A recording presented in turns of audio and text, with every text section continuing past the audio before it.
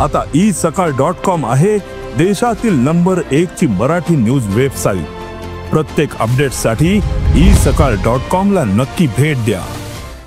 संतोष देशमुख हत्या प्रकरणातील मुख्य सूत्रधार वाल्मिक कराडचे नवनवीन कारनामे समोर येताना पाहायला मिळतात। वाल्मिक कराडचे जुने सहकारी विजयसिंह बाळाबांगर यांनी पत्रकार परिषद घेऊन काही धक्कादायक खुलासे केलेले आहेत, काही जुन्या घटना समोर आणलेल्या आहेत। माझ्यासोबत बोलण्यासाठी स्वतः विजयसिंह बाळाबांगर आहेत। काय सांगाल तुम्ही? परळी येथील व्यापारी महादेव मुंडे हत्या प्रकरणाचा विषय समोर आणलेला होता, धक्कादायक माहिती देखील तुम्ही समोर आणलेली आहे। 2023 साली ज्यावेळेस महादेव मुंडे यांची हत्या झाली, वाल्मिक कराडच्या आसपासच्या जवळच्या रक्ताच्या नात्यातले लोक त्याच्यामध्ये सहभागी, ते सगळ्या परळीला बीड जिल्ह्याला माहिती, परळी ते घराघरात माहिती।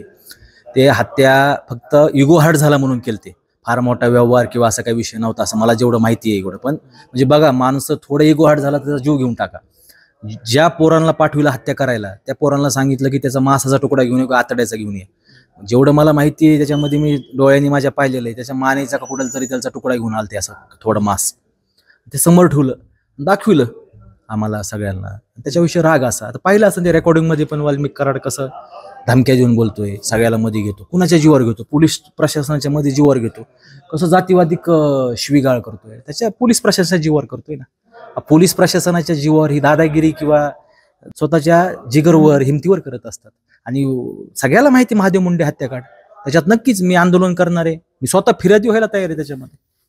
महादेव मुंडे हत्या प्रकरणामध्ये तुम्ही स्वतः पोलीस अधीक्षकांची भेट घेऊन संपूर्ण प्रकार सांगणार आहात? पोलीस अधीक्षकाची घेणारच मी, देशाच्या गृहमंत्र्याला जाणार आहे भेटायला, याच्यामध्ये देशाच्या गृहमंत्र्याला दिली जाणार। इथं जर माझं ऐकून नाही घेतलं तर शेवटपर्यंत लढा जाणार आहे। जसं आपल्याला तालुक्याच्या कोर्टात न्याय भेटला नाही, आपण जिल्हा कोर्टामध्ये जातो, जिल्हा कोर्टात नाही भेटल्यावर उच्च न्यायालयाला जातो संभाजीनगरमध्ये, त्यातून सुप्रीम कोर्टात जातो। आधी इथं प्रयत्न करणार जिल्हास्तरीयला, इथं न्याय नाही भेटला तर स्टेप बाय स्टेप पुढे चालत जाणार।